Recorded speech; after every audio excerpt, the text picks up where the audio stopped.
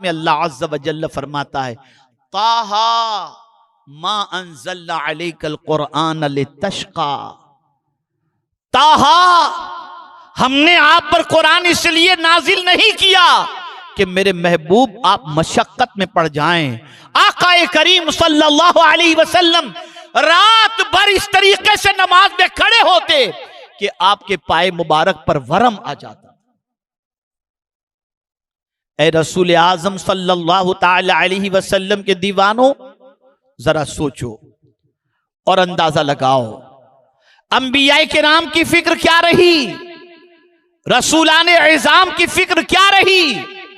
तो आप महसूस करेंगे कि औलाद के सिलसिले में सबसे ज्यादा अगर किसी चीज की फिक्र रही है तो अकीदे की सलामती के साथ साथ नमाज की फिक्र हर नबी को अपनी औलाद के लिए रही।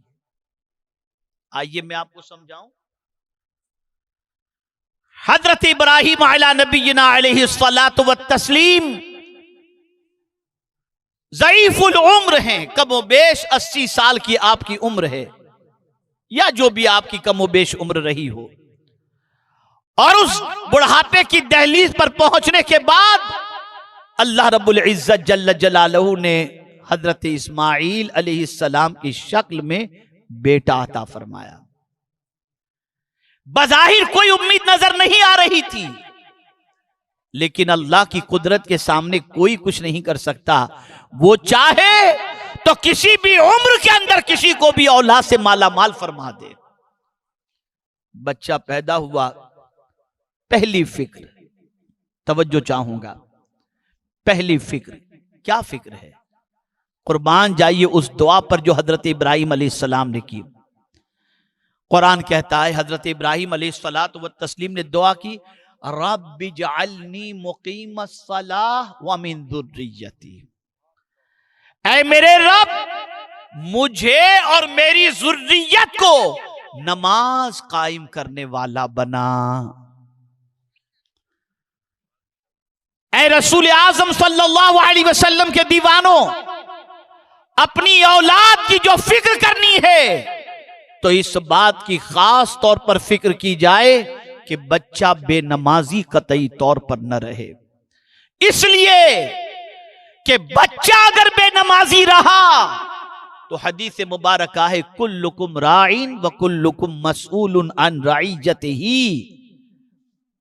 कयामत के दिन जिम्मेदार से पूछा जाएगा मातहत वालों के बारे में कि आखिर ये बेनमाजी क्यों रहा। अब आइए हुजूर सल्लल्लाहु अलैहि वसल्लम का अमल। आकाए करीम सल्लल्लाहु ताला अलैहि वसल्लम किसी की तकलीफ को बर्दाश्त नहीं करते। मस्जिद नबवी शरीफ में मुसल्ले इमामत पर तशरीफ फरमा है, नमाज पढ़ा रहे हैं, पीछे से बच्चे के रोने की आवाज आई। उस जमाने में खवातीन भी मस्जिद में जाती, बच्चे भी मस्जिद में जाते। बच्चे के रोने की जैसे ही आवाज हुजूर सल्लल्लाहु अलैहि वसल्लम के कानों में पहुंची, सरकार ने नमाज मुख्तसर कर दी और नमाज के बाद हुजूर सल्लल्लाहु अलैहि वसल्लम ने इरशाद फरमाया, बच्चे के रोने का ख्याल मुझे आया कि उसकी वजह से उसकी माँ भी बेचैन रहेगी और वो भी, इस वजह से मैंने नमाज को मुख्तसर कर दिया। अब मैं आपसे पूछना चाहता हूं, जिस बच्चे के रोने पर हुजूर सल्लल्लाहु अलैहि वसल्लम नमाज मुख्तसर कर दें, अब वो बच्चों के बारे में, नमाज के बारे में क्या फरमाते हैं? सुनिए, आकाए करीम सल्लल्लाहु अलैहि वसल्लम फरमाते हैं, बच्चा 7 साल का हो तो उसको नमाज का हुक्म दो और 10 साल का हो तो मार करके उसको नमाज पढ़ाओ।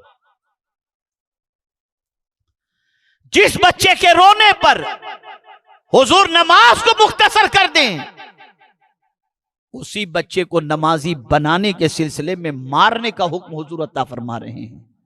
ऐसा भी नहीं कि हड्डी बड्डी तोड़ डाले, लेकिन मारने का हुक्म दें, मारने का हुक्म दिया कि इतनी सजा दो ताकि वो नमाज का पाबंद बन जाए। और पहले की माएं अपने बच्चों को नमाजी बनाने के लिए कितना जतन करती, कितनी कोशिश करती, जरा देखो आप। बाबा फरीदुद्दीन गंज शकर रहमतुल्लाह ताला अलैह, अल्लाह अकबर। नन्हे से थे बाबा फरीद, उनकी वालिदा उनसे कहती बेटे नमाज पढ़ो, 6 साल के हैं कमोबेश, बेटे नमाज पढ़ो। तो बच्चे होते हैं ना, बच्चों को मीठी चीज से बड़ी मोहब्बत होती है, इसलिए आप देखें कैंडी, आइसक्रीम, ये ज्यादातर बच्चे खाते हुए दिखाई देंगे और इसका बच्चों के अंदर एक मैलान इसकी तरफ होता है। तो बाबा फरीद की वालिदा ने जब उनसे कहा फरीद नमाज पढ़ो, तो कहते मां मैं नमाज पढ़ूंगा तो क्या मिलेगा। तो उस जमाने में चॉकलेट का सिस्टम नहीं था, शायद आइसक्रीम का भी सिस्टम न रहा हो। तो बाबा फरीद की वालिदा फरमाती हैं बेटे नमाज पढ़ोगे ना तो शक्कर मिलेगी, शक्कर। अब मीठी चीज से बच्चों को मोहब्बत होती है। कहा अच्छा मां शक्कर मिलेगी, ठीक है फिर तो मैं पढ़ूंगा। जाओ बेटे वुजू करके आओ, तुम्हारे लिए मुसल्ला बिछाती हूं। बेटा वुजू करने जाता, मां मुसल्ला बिछाती, नीचे शक्कर की पुड़िया रख देती। बाबा फरीद आते, नमाज पढ़ते, मां शक्कर। कहा बेटे मुसल्ले के नीचे देख लो, मिल जाएगी तुम्हें।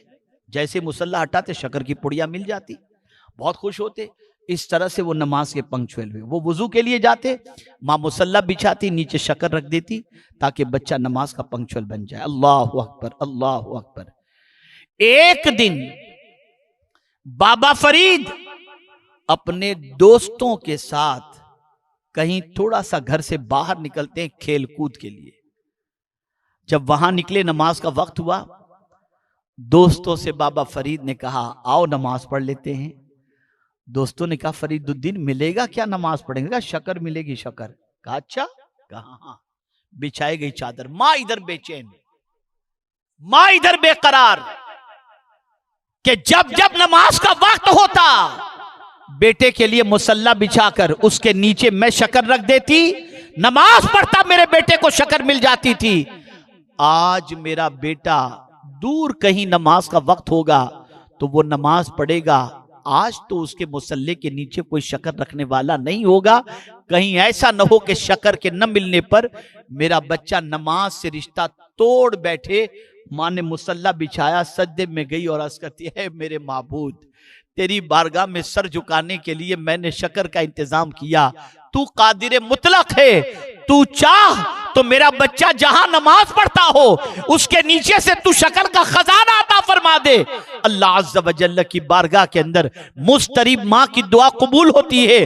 बाबा फरीद जिस चादर को बिछाकर नमाज पढ़ रहे थे और साथियों ने कहा था कि नमाज पढ़ेंगे तो क्या मिलेगा, और उन्होंने कहा था शक्कर मिलेगी। नमाज जैसे ही मुकम्मल हुई, बाबा फरीद ने चादर उठाई तो नीचे शक्कर का खजाना मौजूद था। इसी वजह से बाबा फरीद को गंजे शक्कर कहा जाता है, शक्कर का खजाना कहा जाता है। क्या माएं थी जो अपने बच्चों को सद्दारेज करने के लिए कितने जतन करती थी।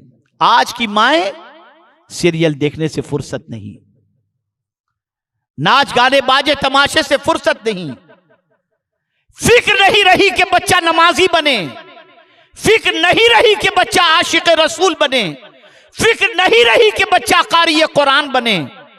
आज की माओं को फिक्र है तो बच्चा किसी म्यूजिक के ऊपर थर थर डांस करने वाला हो तो माएं सहेलियों को वीडियो निकाल कर भेजती हैं, फला गाने पर मेरा बच्चा देखो कैसा हीरो जैसा डांस करता है। अल अयाज़ु बिल्लाह, अल अयाज़ु बिल्लाह। मैंने जिंदगी में एक बाप को देखा है जिसके बच्चे की उम्र कमोबेश 2 या 3 साल की होगी।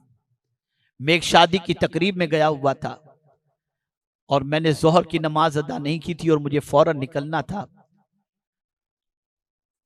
तो मैंने लोगों से पूछा कोई मस्जिद हो तो बताओ। तकरीब से फारिग होकर सीधा मस्जिद की तरफ गया तो मैंने देखा मस्जिद में एक जवान बाप अपने छोटे से बच्चे को लेकर मौजूद है। पहले तन्हा उसने शायद नमाज अदा की, पहले उसने नमाज अदा की, बच्चा इधर उधर घूम रहा था। फिर उसके बाद वो खड़ा रहा, अपने बच्चे को सामने खड़ा रखा और फिर उसके बाद वो सजदे में जाता, बच्चे को भी सजदा कराता। मेरे ज़हन में एक सवाल पैदा हुआ कि इस बाप को जब मैं ये देख रहा हूं कि वो अपने बच्चे को इस तरह से नमाज पढ़ा रहा है और सजदा करा रहा है तो मुझे इतनी खुशी होती है, तो रब को कितनी खुशी हो रही होगी। मौला कितना नाराज हो राजी होगा। ए रसूल आजम के दीवानों, जरा बच्चों को सद्दा करना सिखाओ, बच्चों को नमाज का पाबंद बनाओ, बच्चों को अल्लाह की बारगाह में सर झुकाना सिखाओ। इसलिए कि अगर बच्चा तुम्हारा सजदे के अंदर सर रख दिया तो इसी बच्चे का सर सजदे में रखना तुम्हारी नजात का सामान बन जाएगा। तो सबसे ज्यादा फिक्र जहां आप एजुकेशन की करते हो, जहां नोट कमा के ज्यादा ले आए इसकी करते हो, ऐसी तालीम की तरफ उसे माइल करते हो जिसमें माल ज्यादा आता हो। मना नहीं करता कि आप डॉक्टर न बनाओ, इंजीनियर न बनाओ, लॉयर न बनाओ, लेकिन याद रखें सबसे पहले उसे नमाजी बनाओ, उसकी फिक्र करो सबसे ज्यादा। इसलिए कि याद रखना, जो बच्चा भी बेनमाजी होता है ना, उस बेनमाजी बच्चे की वजह से अल्लाह अज़्ज़ा व जल्ल माँ बाप से भी सवाल पूछेगा और माँ बाप को उस बच्चे के बेनमाजी होने के सिलसिले में ताकीद न करने पर, मेहनत न करने पर अल्लाह रब्बुल इज्जत जल्ल जलालहू के इताब का शिकार भी होना पड़ेगा। तो घर वालों को नमाज का हुक्म दो, और अगर आपने दिया तो मिसाल के तौर पर शौहर ने अपनी बीवी को नमाज का हुक्म दिया, बच्चों को नमाज का हुक्म दिया। अब सुनिए, आका ये करीम सल्लल्लाहु अलैहि वसल्लम फरमाते हैं, अल्लाह 3 किस्म के लोगों के घरों को तू हरा भरा रखना, उनमें से एक खुशनसीब वो है जो शौहर अपनी बीवी को नमाज के लिए उठाए और जो बीवी अपने शौहर को नमाज के लिए उठाए। ए अल्लाह उसके घर को हरा भरा रखना, हरा भरा रखना। तो नमाज की पाबंदी करें, अहलो अयाल को नमाज का पाबंद बनाएं। ये माँ की तरबियत ही थी, करबला के ताजदार की वालिदा की, खातून जन्नत रदी अल्लाह तआला अन्हा की तरबियत ही थी कि 72 जख्म के बावजूद इमाम हुसैन ने करबला में सजदा नहीं छोड़ा, नहीं छोड़ा सजदा। सर दर्द तो नमाज की छुट्टी, पेट में दर्द तो नमाज की छुट्टी। क्या हो गया है मुसलमानों को? हाँ, लेकिन एक बात खास तौर पर अर्ज करूंगा और इसे जहन में रखें, हर किसी इमाम के पीछे नमाज न पढ़ें। नमाज पढ़ना हो तो पहले इमाम को देखें कि सीना इश्क मुस्तफा का मदीना है या नहीं है। और मेरे प्यारे आका सल्लल्लाहु ताला अलैहि वसल्लम के प्यारे दीवानों, अपनी नमाज को जाय करने से परहेज करो। एक सवाल जैसा कि एक बुजुर्ग ने एक शख्स से पूछा था, उन्हीं के तवस्सुल से मैं आपसे भी पूछता हूं। एक शख्स जिसको वो बुजुर्ग जब नमाज के लिए जा रहे थे तो उस शख्स से जो दुकान में बैठा हुआ था, तिजारत कर रहा था, उससे बुजुर्ग ने फरमाया अजान हो चुकी है, नमाज का वक्त है। कहा हुजूर बस आप बढ़ें, बस ऐसे जैसे कि आज लोग कहते हैं। वो गए, नमाज पढ़ करके लौटे, उसको मस्जिद में नहीं पाया, और मगरिब की नमाज में भी वो नहीं था, असर की नमाज में भी नहीं था। बुजुर्ग असर की नमाज और मगरिब की नमाज दोनों मस्जिद में अदा किए। लौटे, उस बंदे से कहा कि तूने नमाज नहीं अदा की, मैंने तो तुझे मस्जिद में नहीं देखा।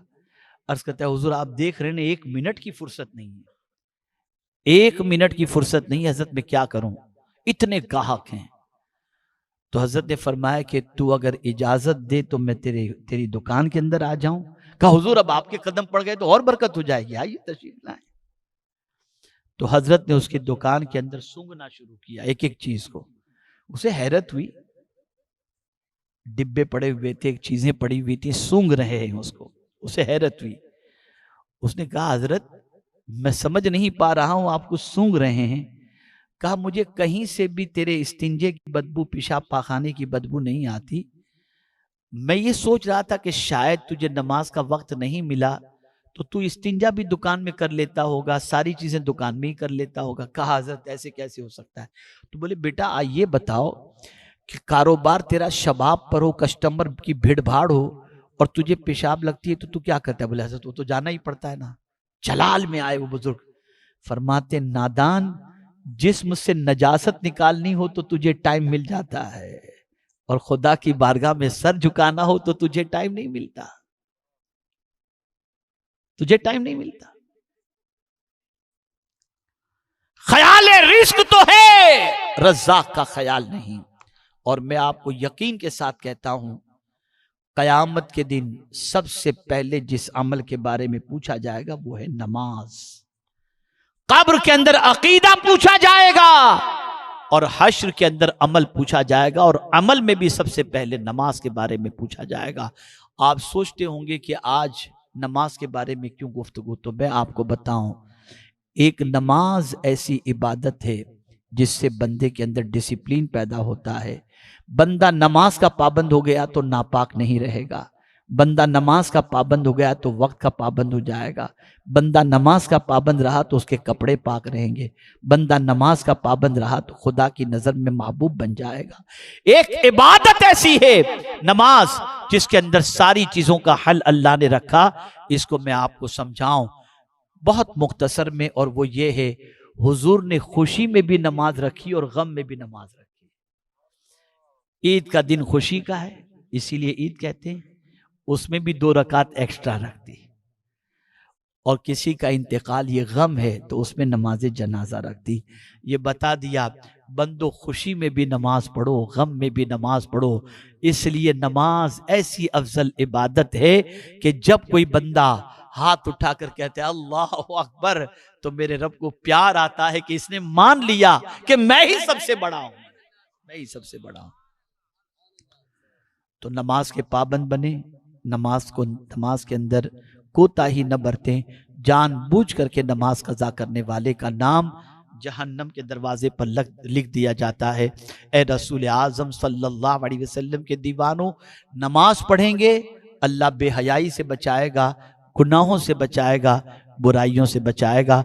अगर आज के इस ऊपर सुन्नी इज्तिमा के अंदर यही पैगाम आपने दिल के अंदर महफूज कर लिया और अपनी ज़िंदगी को नमाज से आपने करीब कर दिया, तो आप यकीन माने इंशाअल्लाह अज़ीम दुनिया और आखिरत की सारी बेकरारी से अल्लाह रब्बुल इज़्ज़त जल्ल जलालहू बचा लेगा। अल्लाह रब्बुल इज़्ज़त जल्ल जलालहू की बारगाह में दुआ है कि रब्बे क़दीर आक़ाए करीम रऊफ़ुर रहीम अलैहि तहियत व तस्लीम के सदक़ो तुफ़ैल मुझे आपको सबको मुस्तफ़ा जान रहमत सल्लल्लाहु अलैहि वसल्लम की मोहब्बत में ज़िंदा रखे, उनकी मोहब्बत में मौत नसीब फरमाए, और नमाज के ज़रिए हुजूर की आंखों को ठंडक पहुँचाने की तौफीक नसीब फरमाए।